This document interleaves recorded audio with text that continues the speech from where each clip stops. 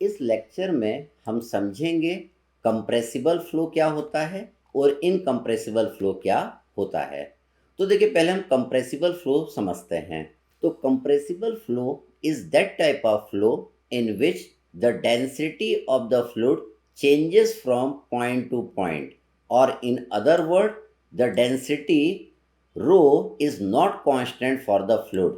Thus mathematically, for the compressible flow, rho is not equal to constant. तो देखिए, compressible वो flow होता है, कैसे, मान लीजिए कि ये आपका एक सिलेंडर है, ठीक है, और ये आपका पिस्टन यहाँ पे लगा हुआ है, और आपने इस पिस्टन को नीचे दबाया, तो क्या होगा, यहाँ पे जो एयर रहेगी या यहाँ पे जो गैस रहेगी वो कंप्रेस हो जाएगी, वो दब जाएगी। तो उसको हम क्या बोलते हैं, कंप्रेसिबल फ्लो बोलते हैं।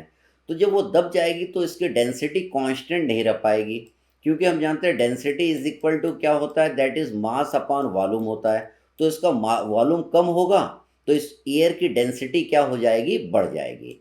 अगर इसका वॉल्यूम कम होगा तो डेंसिटी आपकी क्या हो जाएगी, बढ़ जाएगी। तो एयर हुआ या गैस हुआ, they are the example of compressible flow. तो कंप्रेसिबल फ्लो में डेंसिटी आपकी कांस्टेंट नहीं होती है। अब हम देखते हैं that is incompressible flow. Incompressible flow में क्या होता है, in incompressible flow is that type of flow in which the density is constant. Density आपकी कांस्टेंट होती है for the fluid flow. Liquids are generally incompressible while gases are compressible.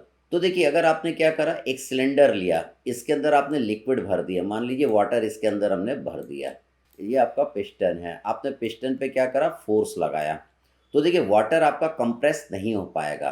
तो water आपका क्या होता है, जनरली ये इनकम्प्रेसिबल होता है। लेकिन अगर वाटर हैमरिंग होने लगे, अगर सडन इंक्रीज इन प्रेशर होने लगे, अगर वाटर की जो गति है साउंड की गति के 20% पहुंच जाए, तो वाटर भी आपका क्या बन जाता है, कंप्रेसिबल बन जाता है। जनरली वाटर आपका जो रहता है वो क्या रहता है, इनकम्प्रेसिबल रहता है।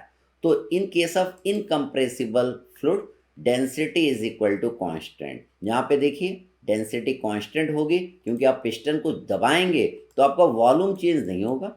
हम जानते हैं density equal to mass upon volume. Volume तो आपका कांस्टेंट है क्योंकि कोई मास यहाँ से निकल नहीं पा रहा है, और वॉल्यूम भी कांस्टेंट रहेगा, वाटर आपका दब नहीं पाएगा।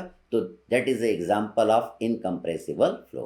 तो ध्यान रखिएगा, कंप्रेसिबल फ्लो में density is not equal to constant, और इनकम्प्रेसिबल फ्लो में density is equal to constant होता है।